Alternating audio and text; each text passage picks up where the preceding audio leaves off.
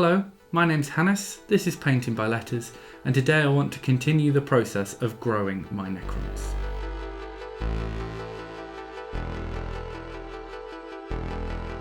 Let's recap the basics of the project. The aim is to get a 2000-ish point Necron army that can be played in 10th edition. The army is based off the Indomitus box, and since then I've included some Immortals, a tank, and some Wraiths. The next project is the Boarding Patrol box. Realistically, this box will include all the elements I need to complete a mainline army. Once I've completed this box, I will only need to add a couple of extra units to have, realistically, a 2000 point army suitable for 10th edition. Let's review its contents. A 10 Necron strong squad of warriors, 10 models that can either be Lich Guard or Praetorians, and 3 Ophidian destroyers.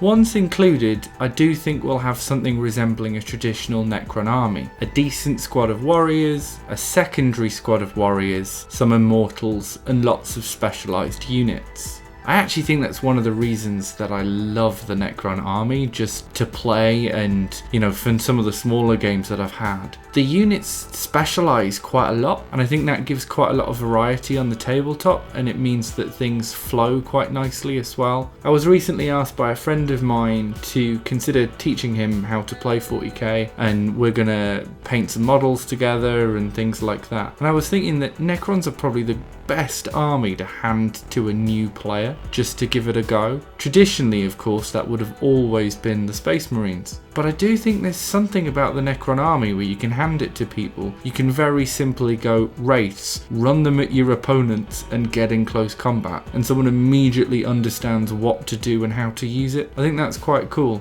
It's a lot of very valuable variety. Also, reviewing some of the 10th edition rules, it should be said that I do think the Necron army has a really nice sense of lots of its models are actually viable, and viable in different ways, which I think is quite cool. Nevertheless, I've got a lot of plastic to get through.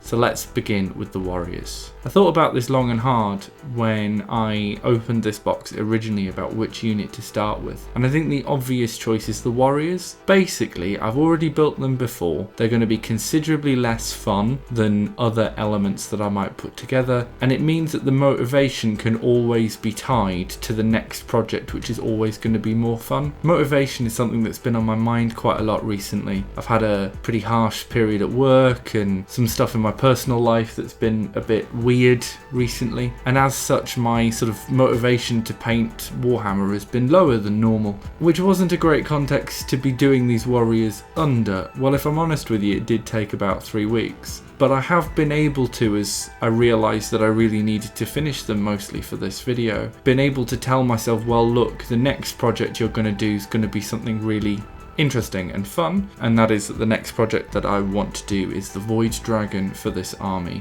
And as such, they became something that I could quite easily motivate myself with the prize that is yet to come. Obviously, these Necron warriors, which I'm pretty sure are exactly the same ones that were in Indomitus, are really easy to build. They're basically push fit, but I'm going to glue them anyway. There have been a couple of issues where particularly panels not quite aligning. It's been quite a consistent problem in the Necron units I've collected up until now. A commenter recently suggested that I should look into some Tamiya glues, and I bought them. And one of the things that I'm going to do, because it came as a set of 2, is that I'll probably turn one of them into sprue glue and actually start using that to plug some of these gaps, because I do think they're getting a bit ridiculous on some of these GW push fit models. I decided against pre-basing before priming some of the models other than the scarabs. Fair warning, you see me put stuff over the scarabs here. None of this actually survived. The primer reacted really badly to this paste, which is quite interesting really, because they did have about 12 hours to dry, but seemingly it still reacted really horrifically. So I had to scrape all of the paste off the bases, prime them, and then put the paste back on, which wasn't ideal. The spraying process is the same as normal, a black primer, and then I went over the top with some lead belcher spray as well. I've got gotta say, I don't think the lead belcher worked quite as well here. I don't know if I was just slightly too light on the passes. In person, I think they look just fine. On camera in particular, you can really see those metal flakes, which are obviously how the metallic effect is created. At this point, I just did my absolute standard painting style for Necrons. So there's nothing here that we haven't done before on this channel, but I'll run through it anyway. You begin with a dry brush of silver. This just brings out some of those edges ever so slightly, and particularly for some of those elements that will be left as metals, it means that they've got some sort of visual variety in there to begin with. After this, I went over with some Agarak's Earthshade. As I think I've said before, I do quite like the Necron panels to look quite constructed and quite new, because obviously part of the lore is that they sort of repair themselves. So I've never really understood the idea of Necrons having sort of damaged bits and stuff like that. It doesn't really work for me somehow, even though I get that they're sort of 60 million years old and thus theoretically should be falling apart. I do quite like the idea that they still look quite new somehow, but the Agarax gives it that kind of oily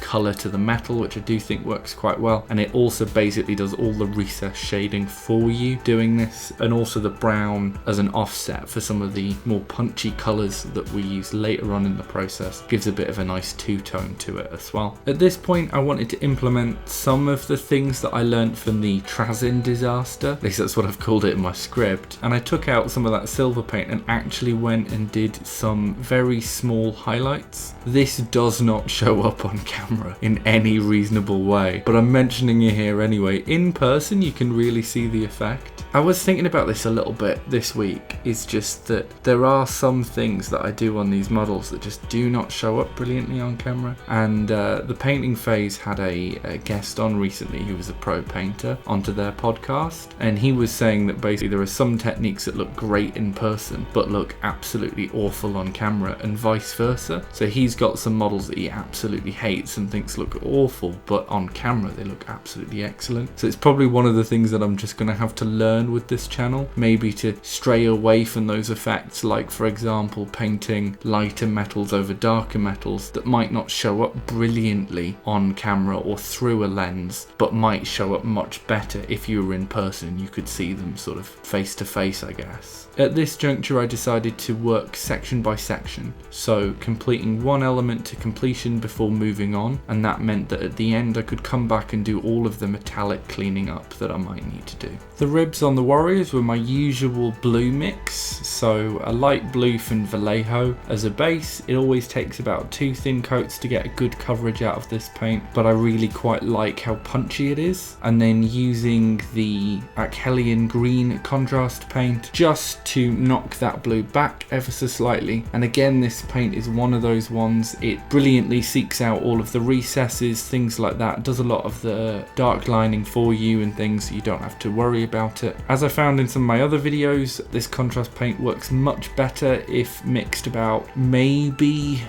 2/3 contrast, 1/3 water, something like that, up to about 50-50. I find you get less staining that way and it's much easier to control. At that point, it is a very hands-off process as well. You can pretty much just put it on in one very thin coat and walk away. Obviously that's not going to work for the scarabs, so I did mix some white into that light blue colour and do some really quick and a bit dirty highlights just on the top of some of the legs, just to give them a bit of definition really. I did my traditional mix on the shoulder pads as well, so I picked out a dark but quite rich green and used that as the base, 2 thin coats as always. Then I take a sort of a mid-green colour, water that down a little bit, and then use that in usually 2 or 3 steps, very thin coats of paint, just to sort of bring out some definition. I found streaking it towards the edge of the shoulder panel works much better than the way that I demonstrated this in earlier videos, and just gives a bit more of a two-tone colour as well. Also doing this over all of the scarabs, making sure that the tops of of the scarab, I don't know what you would call them, like armor plates kind of things, the sort of the main parts of the back of the scarab, just going over there quite considerably, just giving a bit of brightness as well.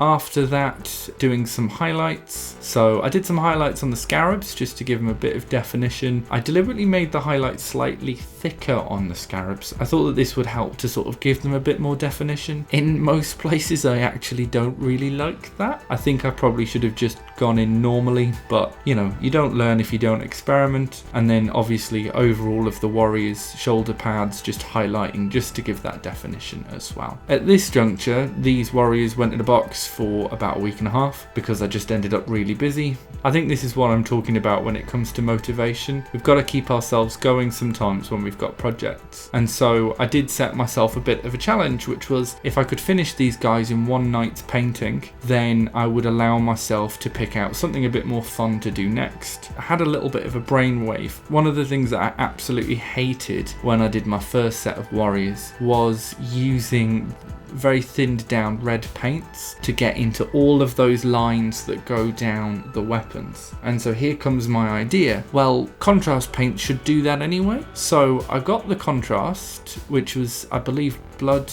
Angels Red contrast paint, and very thickly went over a decent chunk of the weapons and some of the other sort of open air grills, I suppose, with this, and that became the base layer. This worked really nicely to have sort of kind of a deep red inset quite in, and then after that I used my more traditional method over the top. So I could use the red, orange and yellow colour that I normally use to give sort of a multi-toned effect. On the scarabs, I just had to do it the traditional way because I was fearing that that contrast paint would seep too much away into the scarab and ruin a bit of the definition of it. So we can see here that I'm just marking out the top of those sort of orbs, I guess, with the yellow blends. It's interesting, I've never actually painted these weapons before with the two sort of racks on top of each other. I don't know what you'd call them, those two tubes on the weapon. I actually found them much more annoying to paint than the sort of longer, thinner weapon. I'm going to have to put that on screen because I definitely do not know how to articulate this, and I cannot remember for the life of me what they're called.